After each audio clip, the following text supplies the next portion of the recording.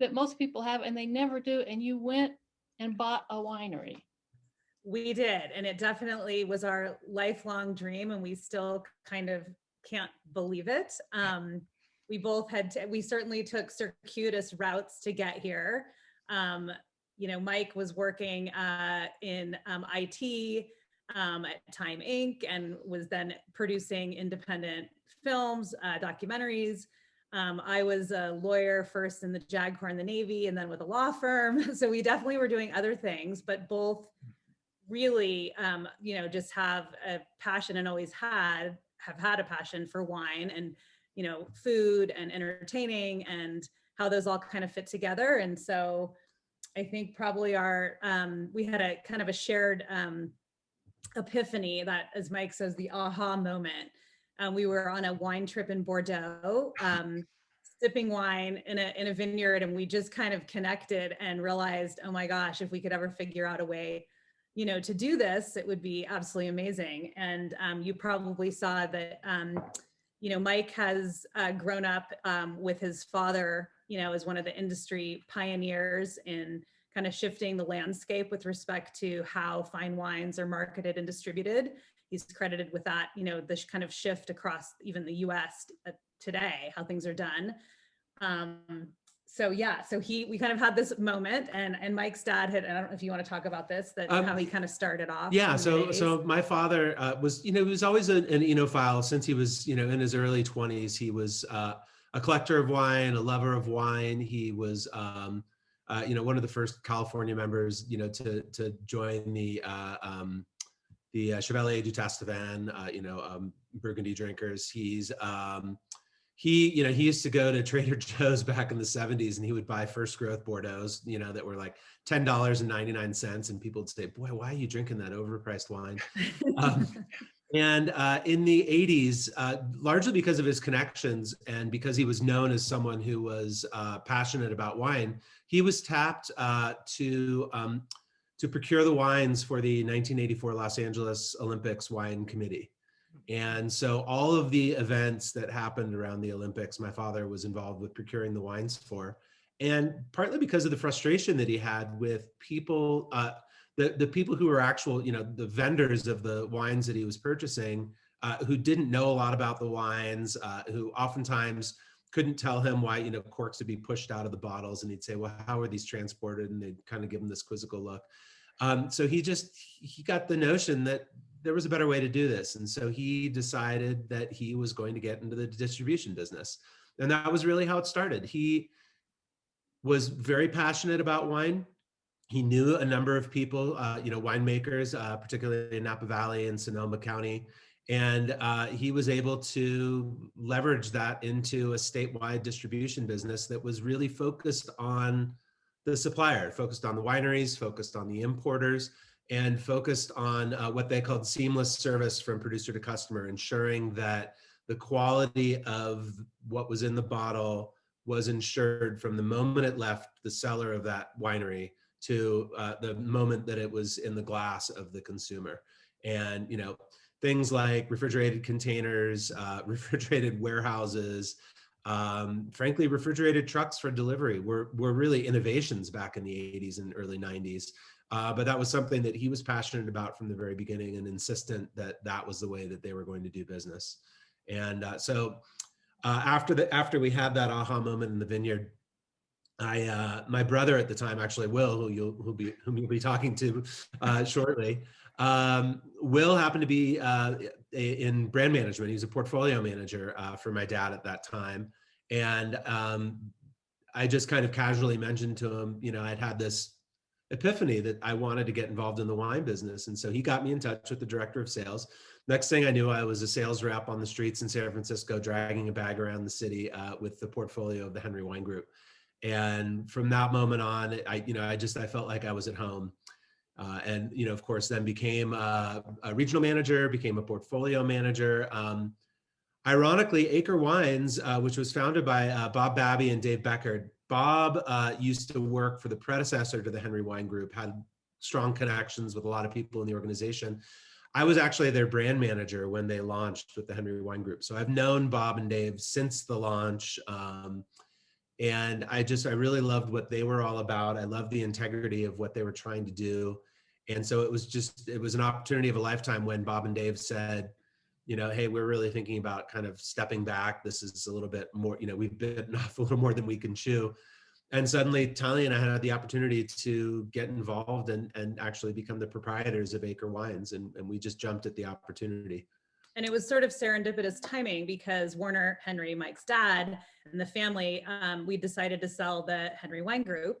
And so all of a sudden, you know, this other opportunity, which was ultimately what our dream was, came before us. And like Mike said, we had known Bob and Dave and had known, you know, the integrity of what they had built. And, you know, we just thought it was just a wonderful opportunity to be able to take the reins and continue their legacy and continue Warner's legacy in the wine business as well. Well, it sounds like Mike especially was in training for this his whole life. I mean, I would say that's probably true. Even before we worked for the wine business, we already, you know, I had been tasting and drinking wines and learning about, you know, regions and varieties. And so I feel like I already had a bit of a jump once I actually got into the business. Although what I realized very quickly when I got into the business was how little I really did know. And so that was a very humbling experience as well, to recognize that, you know, whatever knowledge you think you have, you're always, you know, if you approach it as if you know nothing, you're probably going to be in better shape than if you pretend to know something. Yeah, I would think so. Yeah. Yeah, I think there'd be a lot of surprises. Yes, absolutely. But it really did provide, you know, Mike having that experience and, you know, being on the distribution side, he had this, you know, the opportunity to hone his skills as a, you know, wine sales and brand management, but also really to work with these family-owned wineries from around the world. I mean, just invaluable experience and connections, and really seeing kind of what they were going through, and with the goal of helping them build their brands. And so it really did give us a nice foundation for stepping into, you know, the roles of owners at Acre. And we also own the label 1 Acre, which was the original brand that was started by David Becker in 2002 with a single acre of vines planted on his family's property that he learned to impeccably farm. And an understatement. An understatement. Yeah, he is literally, it is the most just incredible process to watch. He still farms that 1 acre, which the first vintage was 2005, and he entered it in an international wine competition in Hong Kong, and it bested 500 other entries for Cabernet, which was incredible. And you know, with that kind of being the springboard, he planted another acre on his neighbor's land in Oakville, and that planted to Zinfandel. And then a third acre up in Yountville, which is kind of a very which is cool what you thing. see behind us, actually. Yes, This is looking east at the Lamb Vineyard toward Stag's Leap and the hills beyond in the Yountville 88. Yes, exactly. And so he planted that, and with this vineyard and the original 1 acre vineyard in Oak Knoll, what you have is this just stellar vineyard comparison, because it's identical clones, identical farming techniques, and all you have is the terroir and location difference, so you can really kind of see what those differences are.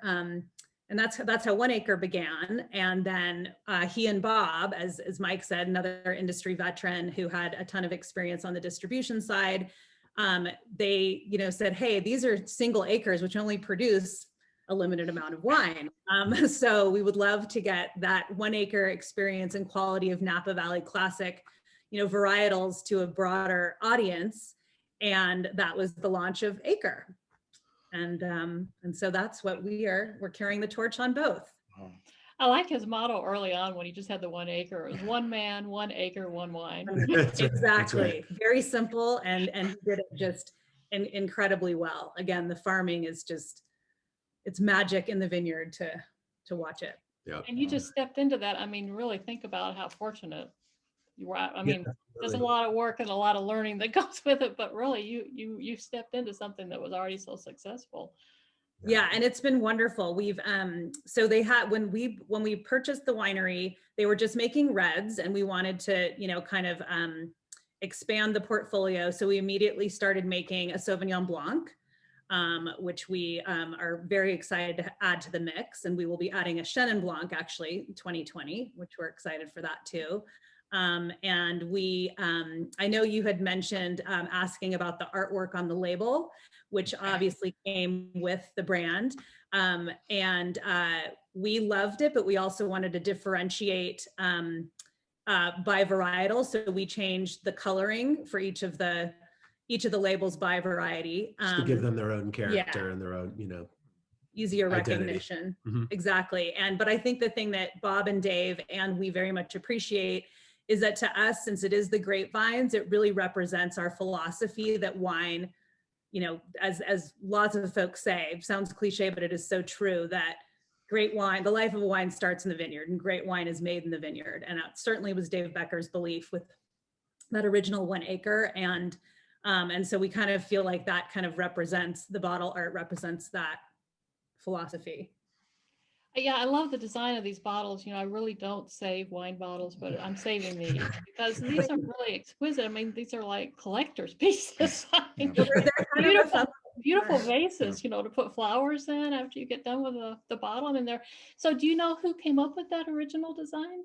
The original design was done by a firm that was based in Sausalito that's actually not there anymore. They've since retired. So Bob has been trying to get me in touch with them because I do want to just talk to them at some point about the logo and the artwork, but they're a little bit hard to track down. Yeah, and I like the way you carry it over to everything, like even this card, you know, it's got the same kind of idea. Anyway, it's really lovely, very, very impressive. Funny too, because one of my mentors in the industry told me at one point, he said, you know, the job of a distributor is essentially you're an art dealer. You know, all these wineries will come to you with art in a bottle, and you know, what you need to figure out is how to translate that into the market. And, you know, I think it's so interesting that here we have art in a bottle, but then of course we also have art on the bottle. On the bottle, yeah. Well, it really sets it apart. You know, it really sets your bottles apart from other ones. So that's important, I think, because you go into a store and see like thousands of wine bottles, you know, you need all the help you can get in making yours distinctive. Yeah, well, and it's neat to take it out on the market because we always get just incredible reactions from people when they see the artwork. Well, and it's so nice because, like you said, it's something you can keep, and so a lot of folks like to give it as gifts because it's sort of the gift that keeps on giving a little bit longer than the bottle lasts. So I read that your distribution besides the U.S. is Canada, Denmark, Hong Kong, and China. That's right. And Korea. And Korea. The reds don't have the Sauvignon Blanc in Asia. They're more Chardonnay based still. Right.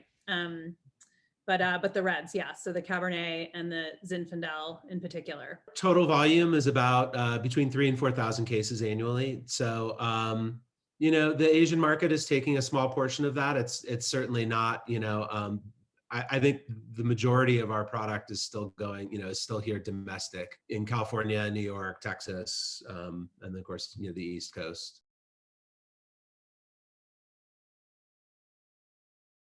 Feasted Forward, it also happens to be a cooking network. So they do cooking shows upstairs. They get live music. Not in COVID times, of course, but generally. Well, actually, live yeah, music. no, they have live music now. They have live music outside, but they used to do cooking shows with live music in the show, kind of incorporated with, you know, okay, let's put stuff in the oven and then the band would play. Oh, wait a minute, I got to see that. Okay, so it's amazing. So the founder is absolutely just a visionary, and it's growing, and it's shifted beautifully and pivoted with COVID, but it's also growing and expanding as we are moving forward as well. So Katie Hamilton Schaefer, she is basically brought her whole philosophy, which we were just so drawn to with this tasting collective, because we couldn't have come up with something better ourselves, is to bring people together through food, wine, design, music, and philanthropy. And so she basically, everything that is in the space, inside and outside, and it has all of these just wonderful, unique, well-designed lounges inside and outside, now a lot more outside as well. Everything in there you can actually purchase. She partners with, you know, so the design elements, if you love something, you can figure out, oh, I'm going to buy that. That would be great. But she has a show kitchen where she gets celebrity chefs. And also she's an incredible chef. And so one of the things that Mike was just referencing that she does during Bottle Rock, you know, the big concert series in Napa, is riffs and recipes, where she gets, you know, these incredible bands to come and play while she's cooking, and they're kind of going back and forth, you know, riffing, and while she's making the recipe, and they're, you know, playing music. And so then the audience afterwards, everybody hangs out and drinks wine, you know, after they've seen this great cooking demonstration, which is just incredible. And during right now during COVID times and the summer, she basically had picnic tables, live music, I mean, food trucks, the whole thing set up. But right now she's doing Winter Wine Land, which we just love, where she has, you can rent, you can reserve an igloo for up to your, you know, pod of 6. And there's, it's wine, wood-fired pizzas. They've got wood-fired pizza oven outside, s'mores kits, hot chocolate, so you can bring your kids and your dogs. And it's always just shifting, which we love about that, because so many tasting experiences, you know, you love to go back and, you know, have that unique experience, but we love the fact that it's kind of always, the dynamic is always shifting. So it's a lot of fun. And it's the VIP lounge we do for the Napa Valley Film Festival, which is a lot of fun. And also for the Oxbow Commons right next door has concert series during the summer. So when bands come and play, this is right next door. You can hear all the music, and you can also come sip some wine. Wow, that fits right into the area Sure with everything does, going on yeah. right there. It's a great addition. So do you do tastings there also? I mean, personally, Oh, yeah. tasting? Really? We do, absolutely. And so we have there's a terrific tasting staff that's there all the time. We obviously, we were there as much as possible, a little less so during COVID times. But we also do private tastings, and you know, we can have groups reserve lounges there, and there are different spaces and that kind of things, but we love hosting tastings too. And the other thing that's nice is it is a collective. So there's a number of other wineries there. So folks can also sample from, you know, other terrific local vintners, which is nice.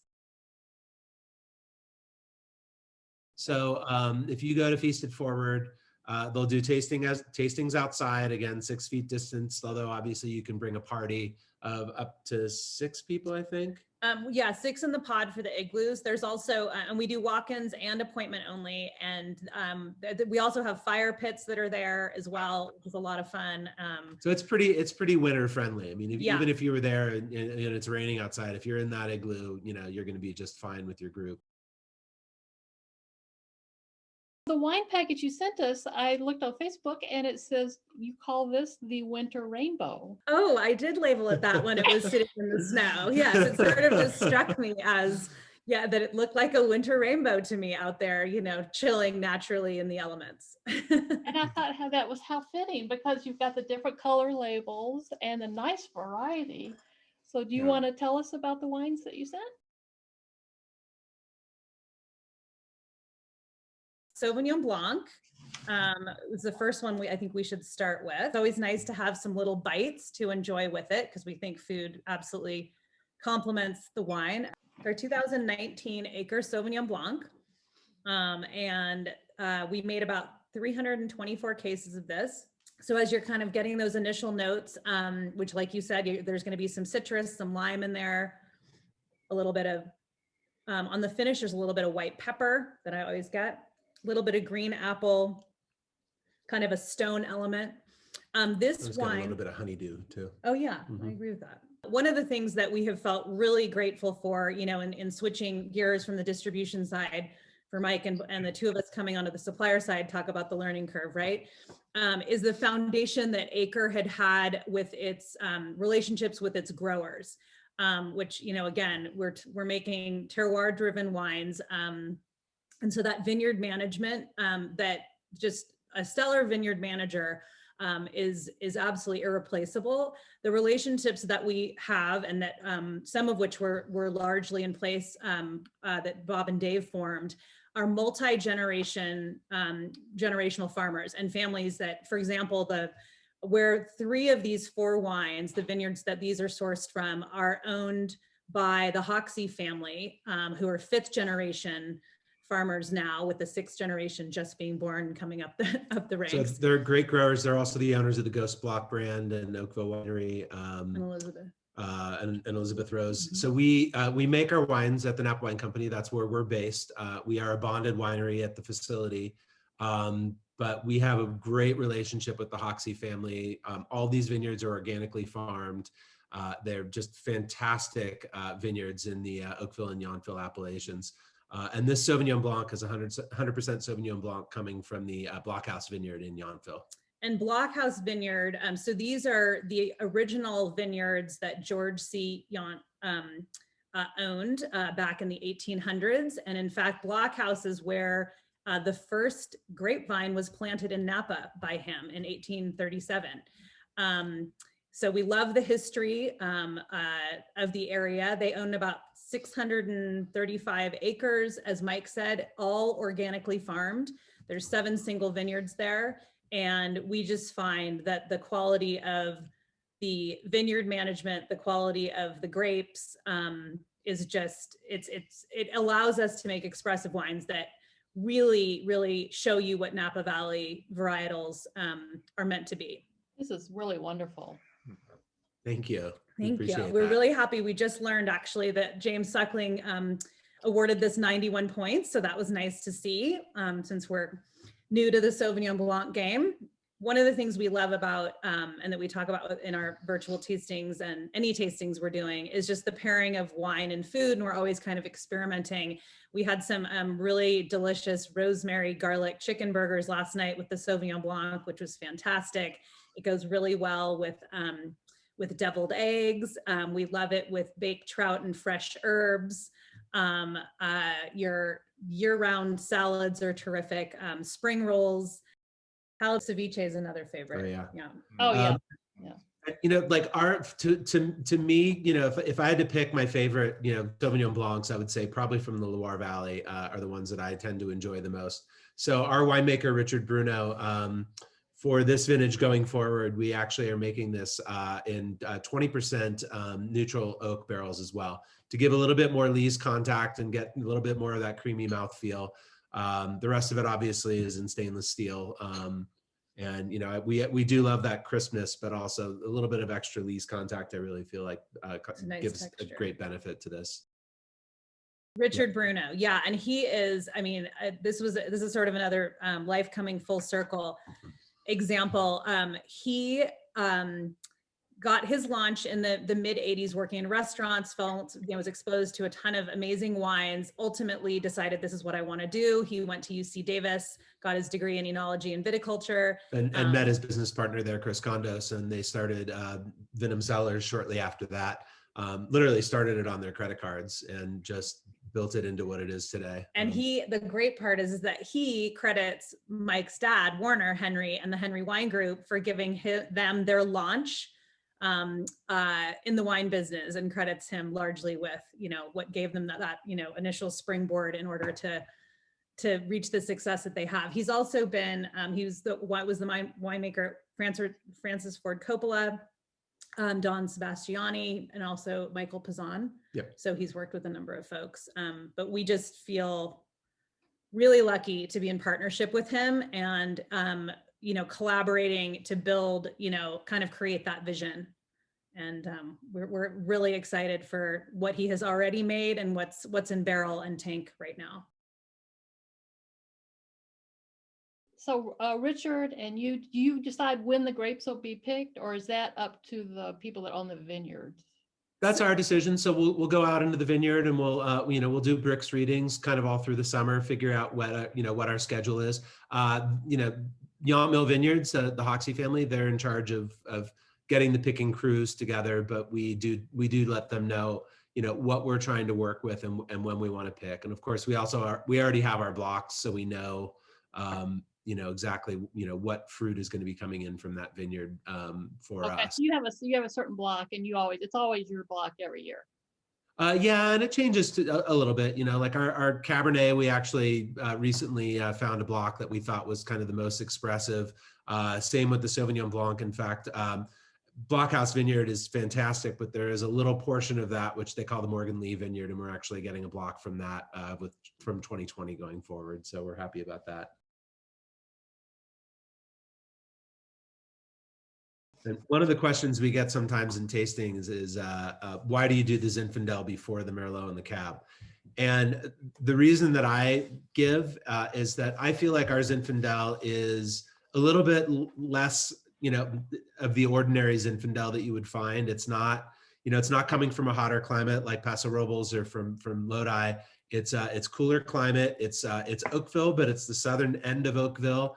Just north of, as you kind of go from Yountville to Oakville, just as you're getting up to like, Mustard's Grill and Bricks, there's that big mountain kind of to the east there. Mhm. This vineyard is just to the north side of that hill. And so what happens is when the fog comes up from San Pablo Bay, it kind of stops there at that hill.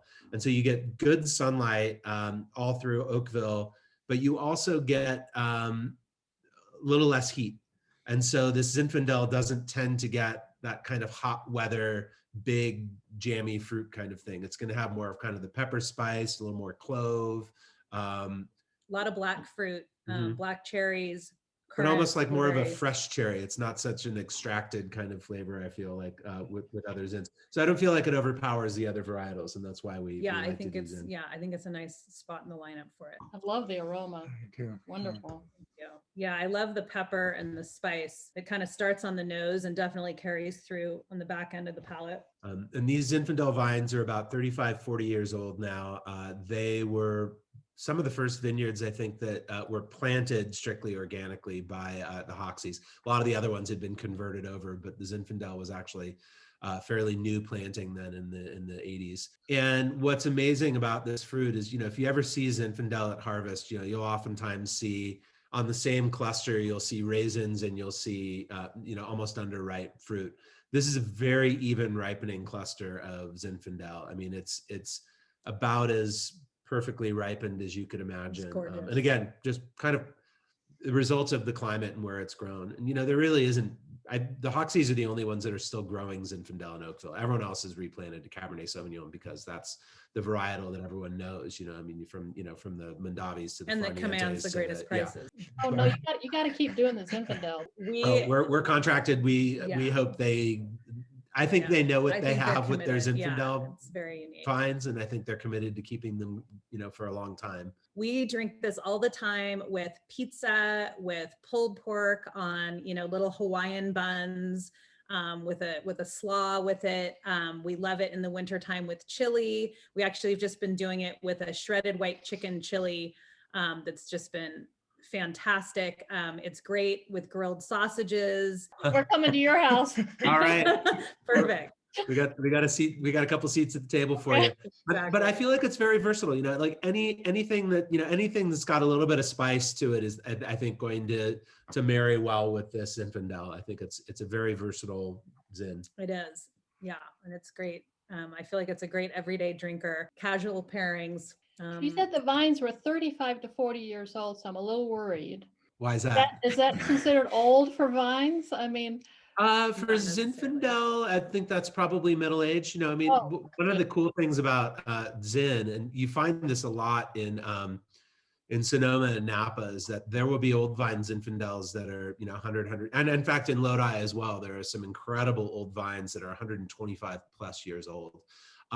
When they get to that age, they're just not producing all that much. You get down to like the less than 1 ton per acre yield. These are still yielding about 2.5 tons per acre. So they're still in a pretty productive period in their life. But my guess is they'll probably, it'll probably be another 25, 30 years before any of those start to get replanted. if they're not producing as much, doesn't that change the flavor of the grapes? Don't they become richer and a more concentrated flavors? And I could see how that would kind of evolve into a different taste as they age. No, that's very true. And really the grapevine really starts to focus all of its production on those grapes. And so that becomes, kind of the focus of all of their energy. And yeah, the fruit from those old vines, I mean, that's part of the reason that people just absolutely, go wild for old vine, Zinfandel, Grenache, Syrah, I mean, some of those old, Australian Shiraz vines are, 150 years old as well. And again, they just produce incredibly rich, complex wines. And this Zinfandel is 90% Zinfandel and 10% Syrah. And the Syrah actually comes from that Blockhouse vineyard as well. And when would this have been bottled? This is a 2017. This was bottled in December of 2018. And this is the only wine that we actually use any American oak on. Zinfandel actually marries pretty well with the flavor profile of American oak. So we do 50% American, 50% French oak. Well, okay, I'm happy. That's what we Thank like you. to hear. Perfect. Not a lot of Merlot produced in Napa Valley. Is that true?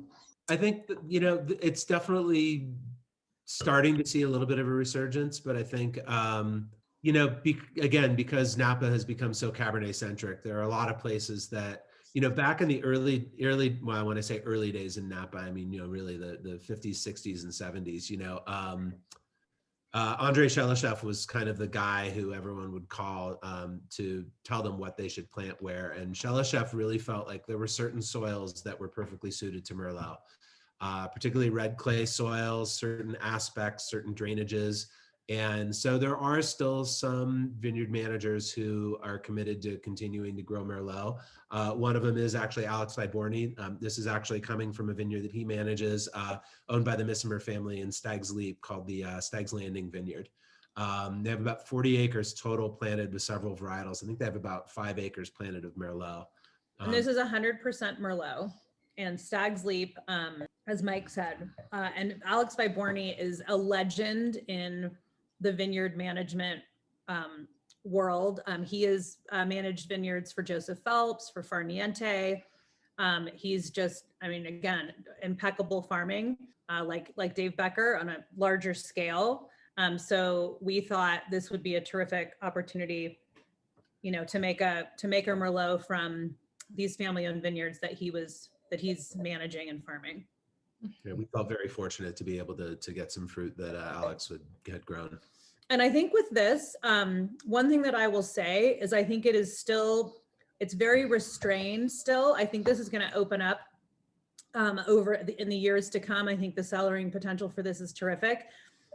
You do have that, again, some of that black fruit and a little bit of kind of leather. Plum. Yep, exactly. Mm-hmm. Exactly. So, and I think it's got years ahead of it. This is one that can benefit from opening up earlier in the day and letting it actually have some time. This would be a good wine to decant and just leave out and let it get a little bit of oxidative goodness. Some content. Yeah. Okay, well, that's good to know. So when you leave a wine, when you open it early and leave a wine out, you're just talking about a couple of hours makes a big difference. I think so. Yeah, I think definitely it can make a big difference. And, we prefer our reds with a little bit of a chill on them as well. But this one with a little bit of the chill on it, I feel like it kind of is a little bit tighter. And so leaving it out, letting it have a chance to just breathe and kind of open up. Because again, I think it's, where by comparison to the 2017 Zinfandel that we just had, that I think is just totally accessible right now. I think that will age well too. And I think that's going to be really nice in the years to come. But I think the Merlot is going to have its, we're going to see really what it's capable of a little bit down the road. This was 510 cases for this particular vintage. And the Zinfandel for the 2017 we actually did a larger production that year, about just shy of 1,700 cases. One of our favorite recent pairings is either a grass-fed burger. Actually, we've done it with Impossible Burgers too, on a brioche bun with caramelized onions and a little bit of blue cheese.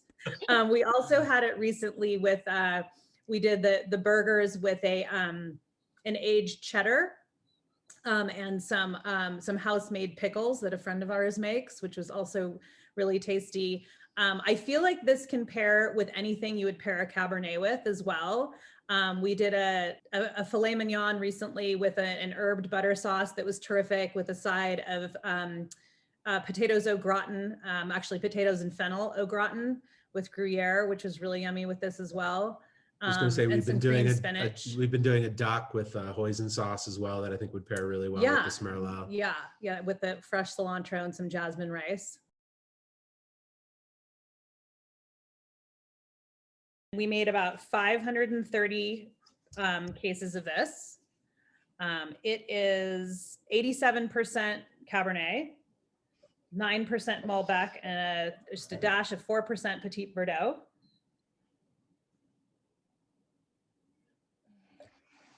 And we are absolutely thrilled with this wine. One of the goals that we have at Acre is to make the classic, Napa Valley varietals, but we want to do them where they are absolutely top quality, but still accessible to your everyday consumer, because Napa Valley prices can be so incredibly steep that they're not always accessible to everybody. So this is, and particularly Cabernet can go off the charts. This Cabernet, the retail price is $48, which we think is extraordinarily reasonable given the quality of the wine. And in light of that mission of ours, we were really honored. Recently, the Wine Spectator named this wine as one of 9 outstanding Napa Valley Cabernet values. So it was really nice to kind of get that pat on the back. They gave it 90 points as well, which was great. But it was just really, really great to see that somebody noticed that what we were trying to accomplish, and particularly somebody like the Wine Spectator, gave it those accolades. You'll notice with this, you got the abundant black fruit notes, cola and creme de cassis, and dried herbs on the finish. And again, all of the fruit for this is organically farmed, again, coming from the Hoxie family, Yountville Vineyards.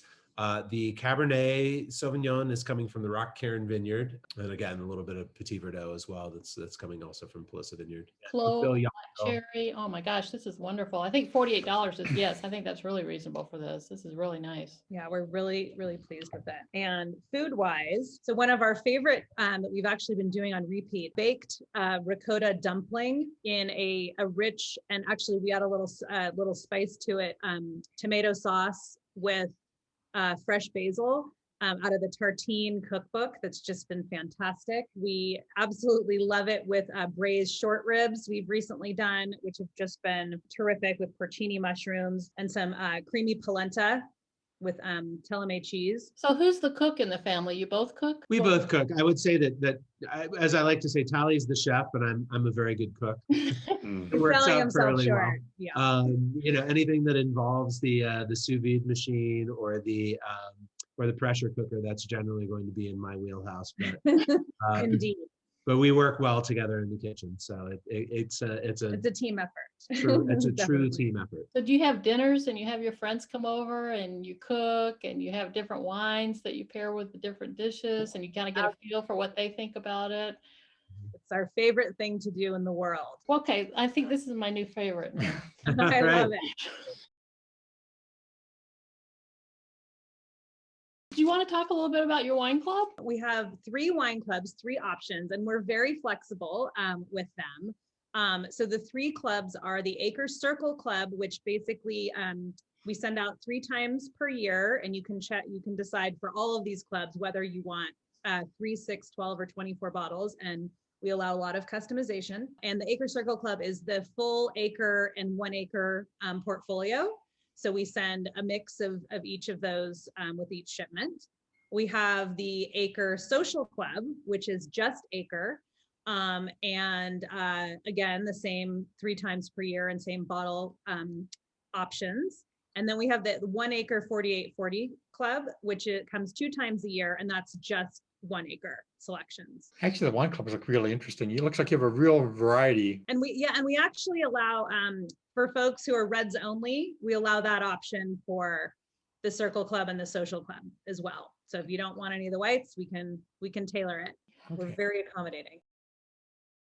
Thank you for what you're doing and for showcasing all of these, of wineries and, restaurants and incredible places around the world. We're happy to be a part of it. Yeah, okay. Thanks so much for reaching out to us. We really appreciate being able to show you what we're all about. Thank you so much for taking the time and sending these wonderful wines. We're going to enjoy drinking these over the next 2 days. So these have been really nice. Really, really enjoy this a lot. Thank you. So have we. Cheers. Absolutely. Wonderful to meet you both.